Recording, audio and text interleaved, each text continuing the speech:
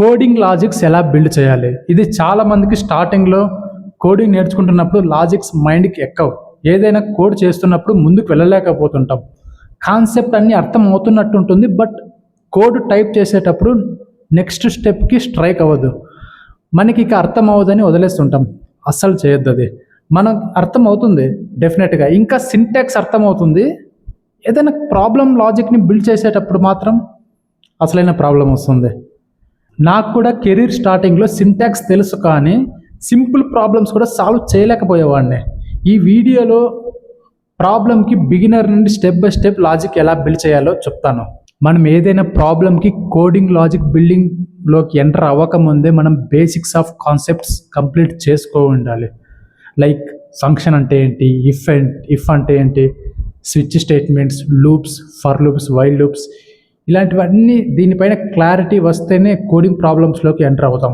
In case ఇవి complete చేయకపోతే time తీసుకొని కంప్లీట్ చేసుకొని నెక్స్ట్ ప్రాబ్లమ్ సాల్వింగ్ లాజిక్స్ పైన ఫోకస్ చేయాలి.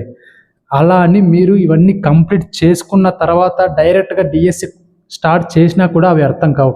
నీకు ఈ కోడింగ్ కాన్సెప్ట్స్ తెలిసినా సరే డిఎస్సి ప్రాబ్లమ్స్ అర్థం కావు. వాటికంటే ముందు మనం స్మాల్ ప్రాబ్లమ్స్ ప్రాక్టీస్ చేయాలి. అది కూడా బేసిక్సే చేయాలి. ఈ వీడియోలో డిఎస్సి గురించి ఏం చెప్పట్లేదు. ప్రాబ్లమ్కి లాజిక్స్ ఎలా బిల్డ్ చేయాలో చెప్తాను. లాజిక్ బిల్డింగ్ అంటే ఏం లేదు, ప్రాబ్లమ్ని స్మాల్ స్టెప్స్గా డివైడ్ చేయడం అంతే. ఎగ్జాంపుల్గా టీ ప్రిపేర్ చేయాలి అనుకో. టీ ప్రిపేర్ చేయడం అనేది ఒక కోడింగ్ ప్రాబ్లం ఇచ్చారు అనుకో. ఇప్పుడు మనం దానికి లాజిక్ బిల్డ్ చేద్దాం. స్టెప్ 1 ఏంటి, వాటర్ అండ్ మిల్క్ని బాయిల్ చేయాలి. స్టెప్ 2 ఏంటి, షుగర్ యాడ్ చేయాలి. స్టెప్ 3 ఫిల్టర్ చేయాలి. Final output tea ready. Tea logic build చేసేసాం. నెక్స్ట్ కోడ్ రాయటం అంతే. డైరెక్ట్గా మనం ఇంప్లిమెంట్ చేయాలి టీ చేయటం ఎలా అని. కోడింగ్ కూడా ఎగ్జాక్ట్లీ ఇంతే. మనం ఫస్ట్ థింక్ చేయాలి. మిమ్మల్ని బయట చాలామంది కన్ఫ్యూజ్ చేస్తుంటారు. రియాలిటీకి దగ్గర కంటెంట్ ఇచ్చే వాళ్ళు చాలా తక్కువ మంది. College students or job seekers ఎవరైనా కోడింగ్ నేర్చుకుంటున్నా సరే, వర్కింగ్ ప్రొఫెషనల్ అయినా ఒక 2 seconds టైం తీసుకొని ఛానల్ని సబ్స్క్రైబ్ చేసుకోండి. డెఫినెట్గా ఈ ఛానల్లో మీకు యూజ్ అయ్యే కంటెంటే ఉంటుంది. Okay, let's continue. Basic coding ఒకటి. Is 20 even number or odd number? ఇది ఒక బేసిక్ క్వశ్చన్. మనం ఇమీడియట్గా 20 అనేస్తాం. 20 అనేది ఈవెన్ నెంబర్ అంటాం. ఎలా చెప్తామంటే జస్ట్ 20 2తో డివిజిబుల్ అవుతుందా లేదా అని చూస్తాం. అదంతా మైండ్ క్యాలిక్యులేషన్లో చేస్తాం. 20 డివైడెడ్ బై 2 = 0. ఇదే క్యాలిక్యులేషన్ ఈవెన్ నెంబర్కి. నువ్వు డైరెక్ట్గా కోడ్ టైప్ చేయడానికి ట్రై చేయొద్దు. పేపర్ వర్క్ చేయాల్సిందే స్టార్టింగ్లో. ఇక్కడ కండిషన్ ఏంటంటే ఏ నెంబర్ అయినా సరే డివైడెడ్ బై 2 = 0 అయితే అది ఈవెన్ నెంబరే. ఇఫ్ ఎల్స్ కండిషన్ యూజ్ చేస్తే సెట్ అయిపోయా. ఇఫ్ నెంబర్ డివైడెడ్ బై 2 = 0 అయితే even, else odd. So 20 is even number. ఇది బేసిక్. మన సబ్స్క్రైబర్ హీస్ ఫ్రమ్ వైజాగ్. ప్రతి వీడియోలోనే అడుగుతున్నాడు. నాకే సరిగా స్కెడ్యూల్ అడ్జస్ట్ అవ్వక వీడియో కొంచెం లేట్ అయింది. ఆ అబ్బాయి కోసం సపరేట్గా టైం అలొకేట్ చేసి ఈ కంటెంట్ చేస్తున్నా. డేటా అనలిస్ట్ ఆర్ సంథింగ్ ఏదో ప్రిపేర్ అవుతున్నాడు, డిఎస్ఏ కోడింగ్ అనుకుంటా. సో లాజిక్ బిల్డింగ్ దగ్గర చాలా ఇబ్బందిగా ఉందన్న, ఒకసారి ఒక వీడియో చేయండి అన్న, ప్లీజ్ చేయండి అన్న అని చాలా రిక్వెస్ట్ చేశారు. Okay, continue. ఇంకొక ఎగ్జాంపుల్ ఏంటంటే ప్రైమ్ నెంబర్. 11 అనేది ప్రైమ్ నెంబరే కదా. లాజిక్ ఎలా బిల్డ్ చేయాలో దీనికి చూద్దాం. మరీ చెప్తున్నా, ప్రాబ్లం చూసిన వెంటనే కోడ్ బిల్డ్ చేయొద్దు. మనం స్కూల్లో నేర్చుకుంటాం 11 అనేది ప్రైమ్ నెంబరే అని. ఇక్కడ మనం థింక్ చేయాలి. స్టెప్ 1లో ప్రాబ్లమ్ని అండర్స్టాండ్ చేసుకోవాలి. ప్రైమ్ అంటే ఏంటి? 1 to 11 సిరీస్లో స్టార్టింగ్ ఎండింగ్ నెంబర్తో కాకుండా ఏ ఒక్క నెంబర్ అయినా 11తో డివిజిబుల్ అయితే అది ప్రైమ్ నెంబర్ కింద రాదు. సో స్టెప్ 1లో మనకి ప్రాబ్లం అర్థమైంది. స్టార్టింగ్లో అవసరమైతే ప్లెయిన్ ఇంగ్లీష్ టెక్స్ట్ రాసుకో బుక్లో, సేమ్ ఇక్కడ పిక్చర్లో చూపిస్తున్నట్టు. స్టెప్ 2లో కూడా మనం ఏం చేయాలో రాసుకుందాం, సేమ్ స్క్రీన్ షాట్లో చూపిస్తున్నట్టు. Check whether 11 is divisible by 2.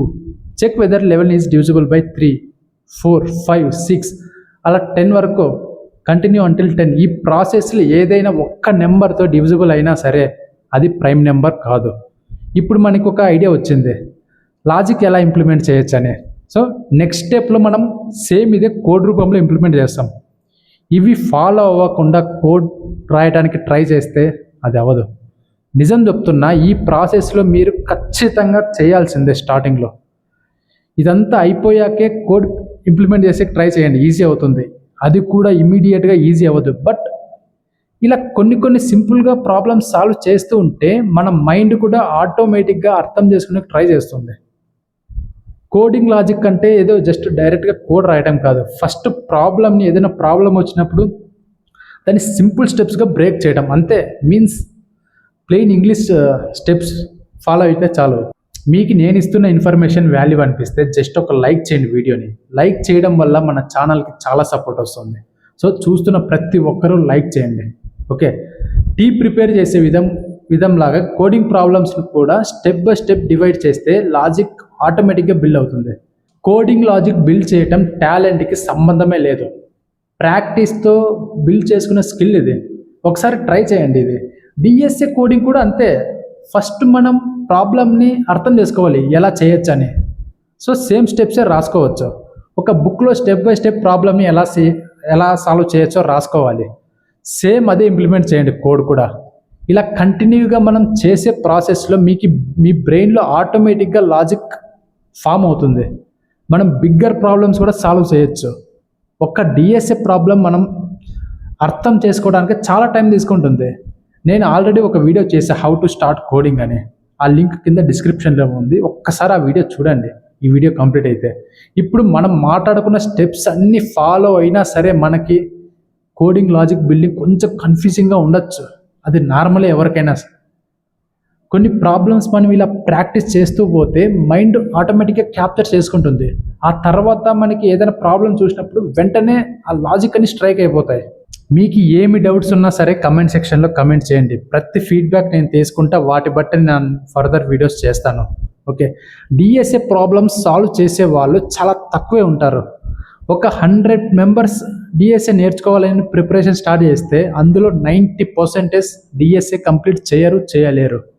Mistake ఏంటంటే వాళ్ళేం బాగా ఫస్ట్ ప్రోగ్రామింగ్ లాంగ్వేజ్ బేసిక్స్ అన్ని కంప్లీట్ చేసుకుంటారు, ఫండమెంటల్స్ కూడా నేర్చుకుంటారు. ఆ తర్వాత డిఎస్ఏ ప్రాబ్లమ్ సాల్వ్ చేయడానికి ట్రై చేస్తారు. అది కాదు కదా ప్రాసెస్. డిఎస్ఏ అంటే అంత ఈజీగా అర్థం అవ్వదు. దానికంటే ముందు మనం చిన్న ప్రోగ్రామింగ్స్ ప్రాబ్లమ్స్ సాల్వ్ చేయాల్సిందే. మనకి గ్రిప్ రావాలి. ఫర్ లూప్ ఎఫెక్టివ్గా ఎక్కడ యూజ్ చేస్తామని తెలియాలి, స్విచ్ ఎలా యూజ్ చేస్తామో తెలియాలి, ఇఫ్ ఎలా యూజ్ చేస్తామో తెలియాలి, చిన్న ఇలా రికర్షన్ ఎఫెక్టివ్గా ఎలా యూజ్ చేస్తామో తెలిసి ఉండాలి. ఇవన్నీ ఎఫెక్టివ్గా ఎలా యూజ్ చేస్తామో తెలిసింటేనే నీకు డిఎస్ఏ ప్రాబ్లమ్స్ అర్థమవుతాయి, లాజిక్స్ కూడా ఈజీగా బిల్డ్ చేస్తావు. అందుకే డిఎస్ఏలో చాలామంది గివప్ ఇవ్వడానికి రీజన్ ఇదే. ఇవి ఏమి ఫాలో అవ్వరు చాలామంది. నెక్స్ట్ నా ఫర్దర్ వీడియోస్లో డిఎస్ఏ ఎప్పుడు స్టార్ట్ చేయాలి, డిఎస్ఏ కంటే ముందు మనం ఎలాంటి ప్రాబ్లమ్స్ స్టార్ట్ చేయాలి చెప్తాను. ఇంకా కోడింగ్ రిలేటెడ్ ఇన్ఫర్మేషన్ కూడా చాలా షేర్ చేస్తాను. ఆ వీడియోస్ మీ వరకు రీచ్ అవ్వాలి అంటే న్యూ పీపుల్ సబ్స్క్రైబ్ చేసుకోండి. ఇప్పుడు రికర్షన్ కాన్సెప్ట్ అనుకో. రికర్షన్ నీకు ఐడియా ఉన్నప్పటికీ నువ్వు డైరెక్ట్గా మర్జ్ సార్ట్ ప్రాబ్లమ్స్ సాల్వ్ చేసి ట్రై చేస్తే నీకు అర్థం కాదు. సో రికర్షన్తో మనం స్మాల్ ప్రాబ్లమ్స్ చేయాలి. లైక్ ఫిబొనాచి ఎగ్జాంపుల్, ఫిబొనాచితో రికర్షన్ ఎలా యూజ్ చేస్తాం, సింపుల్గానే చేయాలి. ఇవి ఇలా చిన్న మనం చేయటం వల్ల లాజిక్ బిల్డింగ్ ఈజీగా చేయగలవు. అప్పుడు నీకు డిఎస్ఏలో మర్జ్ సార్టింగ్ అర్థమవుతుంది. ఇంకా కొన్ని మీడియం లెవెల్ ప్రాబ్లమ్స్ కూడా చేయాలి, అవి కూడా అర్థమవుతాయి. లేకుంటే నీకు ఇవి సరిగా ఫాలో అవ్వకపోతే ఈజీ లెవెల్ ప్రాబ్లమ్స్ కూడా మనం లాజిక్స్ బిల్డ్ చేయలేం. ఇలాంటివి తెలియక మన వాళ్ళు కోడింగ్ పైన ఇంట్రెస్ట్ పోతుంది చాలామందికి. అసలు జాబ్ పైన కూడా ఇంట్రెస్ట్ పోయే ఛాన్సెస్ ఉన్నాయి. So start with little problems. ఒక రికర్షన్ కాన్సెప్ట్ అని చెప్పట్లేదు, అన్నీ అంతే. ఫర్ లూప్ ఈజీగానే ఉంటుంది, బట్ లాజిక్ బిల్డింగ్లో మనం ఫెయిల్ అవుతుంటాం.